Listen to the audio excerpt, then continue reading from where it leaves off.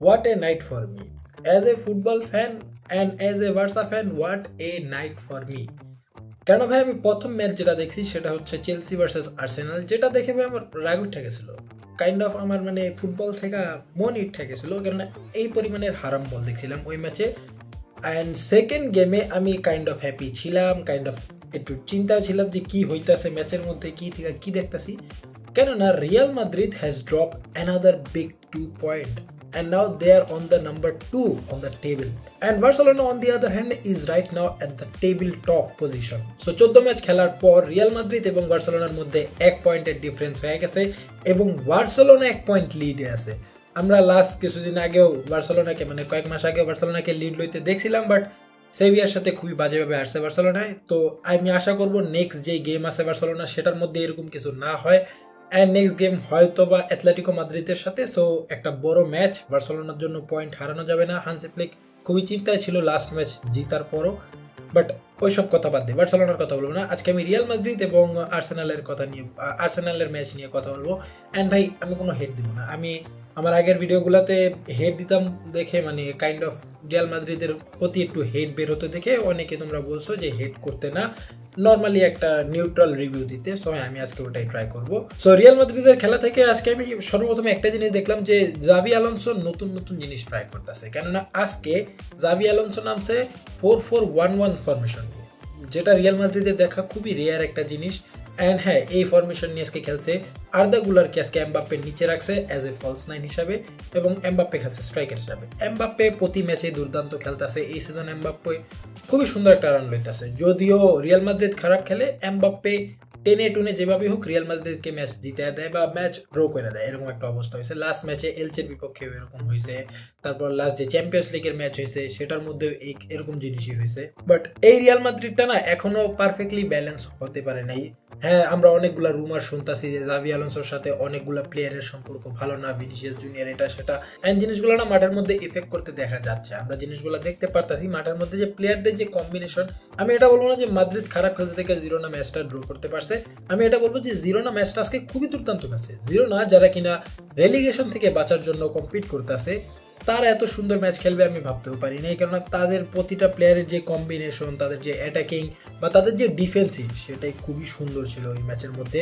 তারা ম্যাচে time waste করতেছিল অনেক, যেটা দেখে আমি অ্যাজ এ বার্সা ফ্যান হিসেবে আমি বুঝতে পারতেছিলাম জিনিসটা যে তারাও চায় যেভাবে হোক একটা ড্র, অন্তত পক্ষে একটা ড্র বের করতে, কোনোভাবে যাতে তারা পয়েন্ট লুজ না করে বা ম্যাচটা না হারে।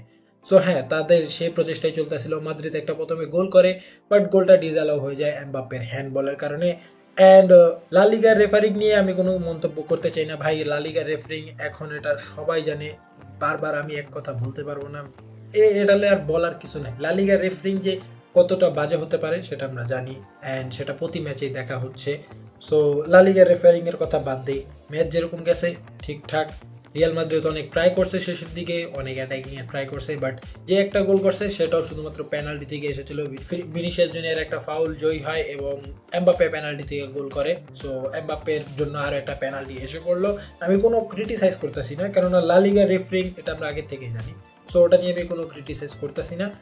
And congratulations to Barcelona fans and to myself that we are now the table topper, and আমরা আশা করব যে এই পজিশনটা বার্সেলোনা ধরে রাখবে এবং একটা 10 পয়েন্টের লিড নিতে পারবে লাস্ট সিজনের মতো। কেননা লাস্ট সিজন বার্সেলোনা 10 পয়েন্ট পিছায়া ছিল, ওইখান থেকে সমান করে 10 পয়েন্ট লিডে চলে গেছিল, মানে একটা 20 পয়েন্টের বড় জাম্প বার্সেলোনা নিছিল। সো আই হোপ এবার বার্সেলোনা সেটা করতে পারবে, কেননা বার্সেলোনার যে লাইন আপ সেটা পুরোপুরি আছে, অলমোস্ট পুরোপুরি লাইন আপ আছে, অ্যান্ড আমাদের ডিফেন্সটা আস্তে আস্তে ঠিক হইতেছে। So I hope next match থেকে হান্সি ফ্লিক নতুন অন্য কিছু ট্রাই করবে না, ওই ফারান তোরেস বা আরুহো দিয়া উল্টাপাল্টা কাজ করবে না। সো দেখা যাক বার্সেলোনা কি করে। অ্যান্ড এখন কথা বলা যাক নেক্সট ম্যাচ বা প্রথম ম্যাচ, যেই ম্যাচটা আমি প্রথম দেখছি সেটা নিয়ে, যেটা হচ্ছে আর্সেনাল ভার্সেস চেলসি। এই ম্যাচটার জন্য আমি অনেকদিন ধরে ওয়েট করতেছিলাম, কেননা চেলসি এবং আর্সেনাল দুজনই খুবই স্ট্রং একটা টিম হয়ে গেছে এই সিজনে। হ্যাঁ, প্রিমিয়ার লিগে অনেক ম্যাচ হারতাছিল চেলসি, এদিক ওদিক হইতাছিল, but Chelsea was defeating big teams. So আমি এই ম্যাচে আর্সেনালকে ফেভারিট হিসাবে ধরছি, কেননা Arsenal is on a different level this season. কেননা এই নিয়ে তারা টানা 10 ম্যাচ প্রিমিয়ার লিগে, শুধুমাত্র প্রিমিয়ার লিগে কোনো প্রকার লুজ দেখে নেই। সো বুঝতেই পারতেছো জিনিসটা খুবই বড়। অ্যান্ড ম্যাচটা না খুবই হারাম বল হয়েছে। চেলসি এবং আর্সেনাল দুইটা হারাম বলের জন্য খুবই বিখ্যাত, আর এই দুইটা টিমই সেট পিস থেকে গোল করায় বিখ্যাত। এন্ড আমরা দুইটা গোল দেখছি, দুটোই আসছে হেডার থেকে। তো বুঝতে পারতেছো কি পরিমাণের হারাম বল তারা খেলে। এন্ড এই ম্যাচের মধ্যে না মানে প্রতিটা টিম মারামারি করতেছিল, প্রতিটা প্লেয়ার একটা আরেকটার সাথে মারামারি করতেছিল। ম্যাচের মধ্যে একটা রেড কার্ডও আসে, যেটা আনওয়ান্টেড ছিল, মানে কোনো দরকারই ছিল না ট্যাকেলটা দেওয়ার, বাট কাইসাডো শুধু ট্যাকেল দিছে ভাই, যার কারণে সে রেড কার্ড খাইছে। এন্ড একটা ভ্যালিড রেড কার্ড, আমি বলবো না এটা হয়েছে ওটা হয়েছে, না, একটা ভ্যালিড রেড কার্ড খাইছে। বিনা কারণে তুমি ট্যাকেল দিছো পায়ের মধ্যে, তবে একটা deadly tackle, so you deserve a red card. আর এই রেড কার্ড ছাড়াও ম্যাচের মধ্যে না অনেকগুলা কার্ড দেখানো হয়েছে, লিটারালি অনেকগুলা, টোটাল মেবি কয়টা 15 থেকে 16টার মতো মনে হয় কার্ড দেখানো হয়েছে, বা এরকমই হবে নাম্বারটা, আমি ঠিক বলি নাই, বাট অনেক পরিমাণের কার্ড দেখছি আমরা। অ্যান্ড ম্যাচের মধ্যে এদিক ওদিক মারামারি হাতাহাতি মানে লেগেই আসছিল। অ্যান্ড শেষের দিকে যে গিউকেরেস, অনেকে দাবি করবে যে গিউকেরেসের ওটা রেড কার্ড, কিন্তু না, ওটা রেড কার্ড না। গিউকেরেসের মানে পুরোপুরি রাইটস আছে বলটা শুট করতে যাওয়ার, কেননা বলটা অনেক দূর ছিল গোলকিপার থেকে, গোলকিপারও বলের দিকে আসছিল এবং গিউকেরেসও বলের দিকে যাচ্ছিল, যার কারণে একটা আনওয়ান্টেড জিনিস হয়েছে, এটা ইন্টেনশনাল ছিল না। সো একটা হলুদ কার্ড, হ্যাঁ, মানা যায়, ঠিক আছে।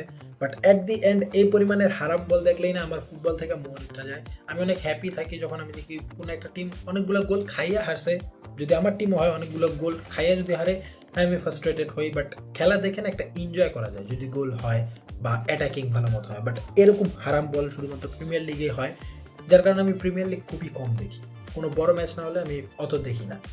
সো যাই হোক, অ্যাট দি এন্ড দুই দিকে দুইটা ম্যাচ দেখছি, দুটোটাই ড্র হয়েছে, দুটোটাই এক গোলে ড্র হয়েছে।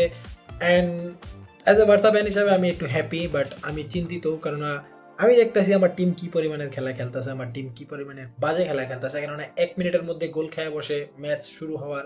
সো সেই টিম থেকে আমি তেমন হাই এক্সপেকটেশন রাখবো না, বাট যেহেতু আমার মেন প্লেয়ারগুলো ফিরা আইসে টিমের মধ্যে, সো আমি আশা করবো আমার টিমটা একটা ভালো লিড নিতে পারবে। And at the end it's a bad luck for Real Madrid fans, যে তাদের আরো 2টা পয়েন্ট ড্রপ হয়ে গেছে এবং তারা পয়েন্ট টেবিলে 2 নম্বরে এসে পড়ছে।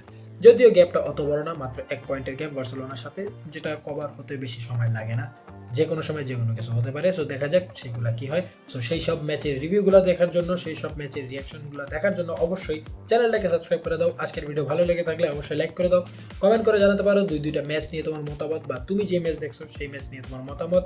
দেখা হচ্ছে তোমাদের সাথে নেক্সট ভিডিওতে, ততক্ষণ পর্যন্ত পিস আউট।